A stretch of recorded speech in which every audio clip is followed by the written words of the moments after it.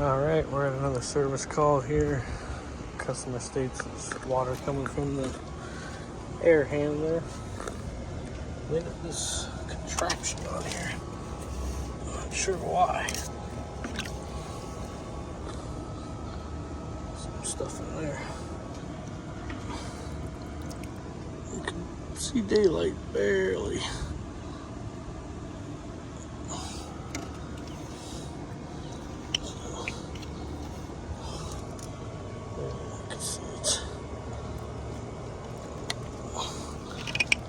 Flush it out with a vacuum. See what it looks like.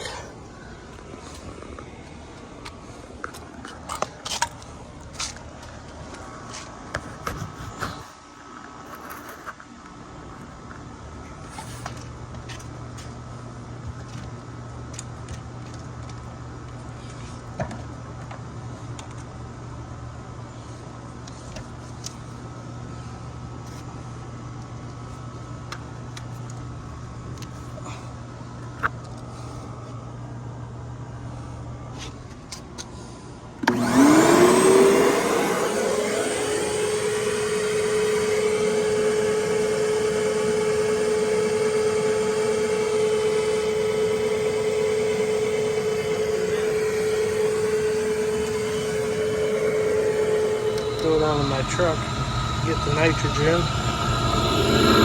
You can hear the vacuum is pulling, system's coming on.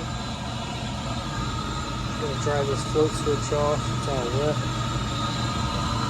Dry out the housing. And it looks like we got a little bit of lint here, a little coil.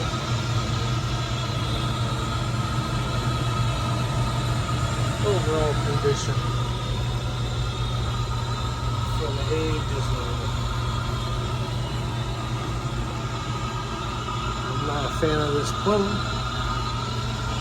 Once again, it's a mess. And here's the drain. Correct pitch. Alright, we got drain lines here. Put on it, fire up the unit, and this is the kind of pressures we're looking at.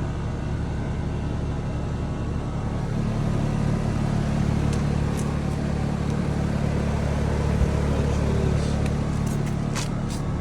is way too high over here, almost as if it was overcharged.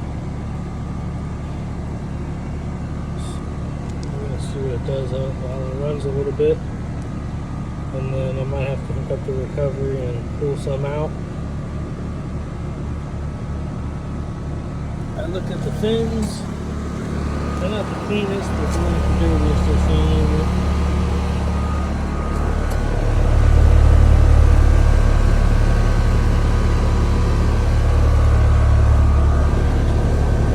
it's rusty. That's going to be a potential refrigerant leak.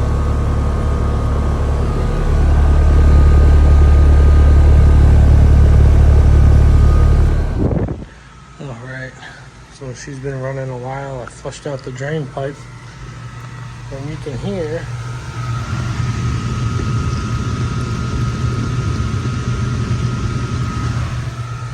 the coil's not having any air going across it, and it's actually sucking the water back inside the machine, and it's not allowing it to drain.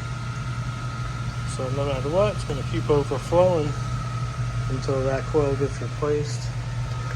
System is a 2013, so I'm going to recommend a replacement as well. Alright, let me talk it over with the customer and I'll meet up with you in the truck. Well, come to find out, it is a rental property. I didn't know that until it came time for the bill, so now we have to create an estimate of repair versus replacement and send everything over to the landlord and see what happens from there. I'll keep you guys posted, and just like and subscribe, and you'll see our videos as they come in.